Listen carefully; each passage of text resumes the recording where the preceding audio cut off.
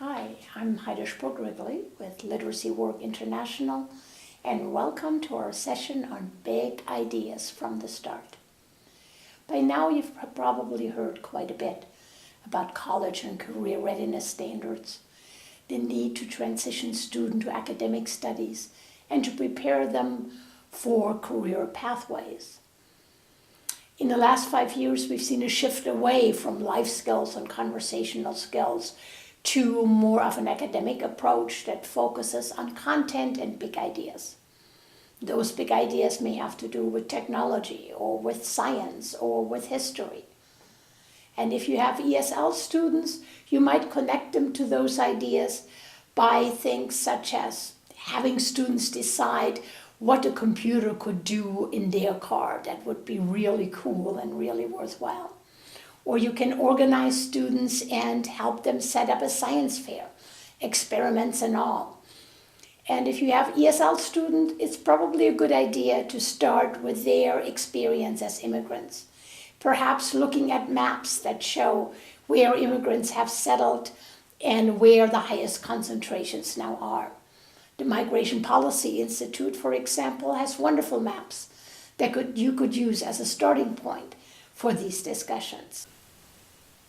The college and career readiness standards, the ones from Texas and those from the Office of Adult Education, require that students learn skills that are of a higher order in terms of cognition. They're asked to express an idea, to give an opinion, to analyze data, to find information on the internet, and to put information together from different sources, working collaboratively with others. So you might say, my students are ESL students. They're at beginning levels. They're not fluent in English yet. How could I possibly expect them to achieve these kinds of skills when they're still struggling just to give basic information about themselves? There are a number of things you can try that basically involve your students in higher order thinking skills, that have them deal with big ideas and prepare them for the next steps, even if they're not yet fluent in English. Here are some of those ideas. For example, it's important to consider that just because your students don't speak English, they're not stupid. So, setting up opportunities for students to tell a story or to retell an event, to map out a process by using drawings and storyboards is probably a good idea. Students can take pictures with a camera to show how to make tortillas, or they can document a community event and then write about it. So in any event, visual information really helps your students to understand and express ideas, and then they're halfway there.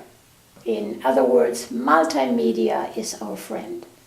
Students connect much more easily to music, video, and pictures, still or moving, that present an idea than they connect to print, because print is hard and requires information processing of a different kind than if you just watch a picture or watch a video. Our brains are wired to interpret visual information from way back when the tigers were chasing us. So it's a good starting point for your students. You might, for example, show a video on eHow on how to give CPR, and then ask students to redraw the process and put captions underneath. They can then work together to use sentence strips to reorder the sequences. And then students can give little presentations while others observe them using a checklist to make sure they've done it right. Another thing to consider is that students are experts in their own lives. So if we ask them to work with experts, why not have them work with each other? For example, students know what kinds of tools they have and what kind of tools they really like and are their favorites. So you can ask students to bring in a tool, describe what it does, how it's used, why it's important, and what happens if you don't use it right.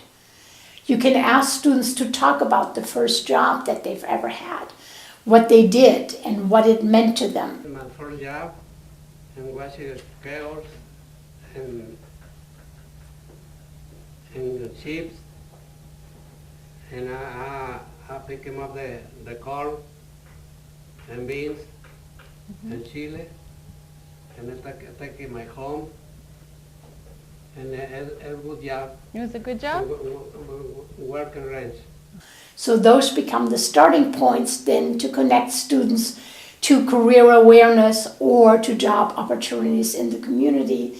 Again, starting with what they know and building on their experience.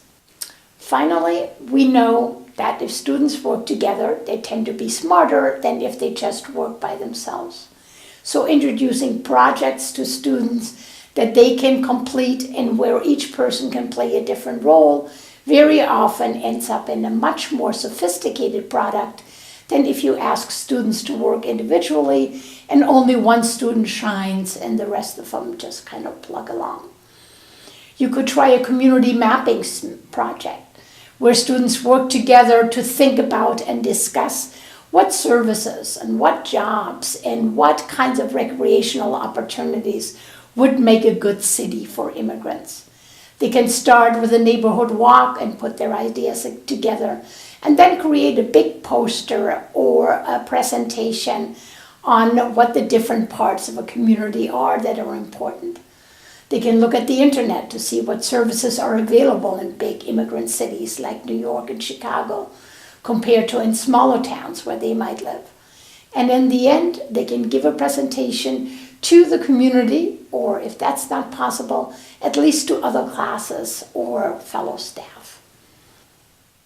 The thing to keep in mind then, that we want to build on the skills that students bring to the process of learning, that we want to connect prior knowledge with new knowledge, that we want to scaffold up to the college and career readiness standards by starting with visual information and building on students' experiences. And in the meantime, we're hoping that students are engaged, that they like the idea of working on hard stuff. Because we know that if we give students difficult tasks to do, tasks that they can do, that they want more difficult tasks. And if we give them simple tasks to do, tasks that are too simple, they get bored and try to find something interesting somewhere else. So in the end, I hope we can all agree that education is not the filling of a pail, but the lighting of a fire.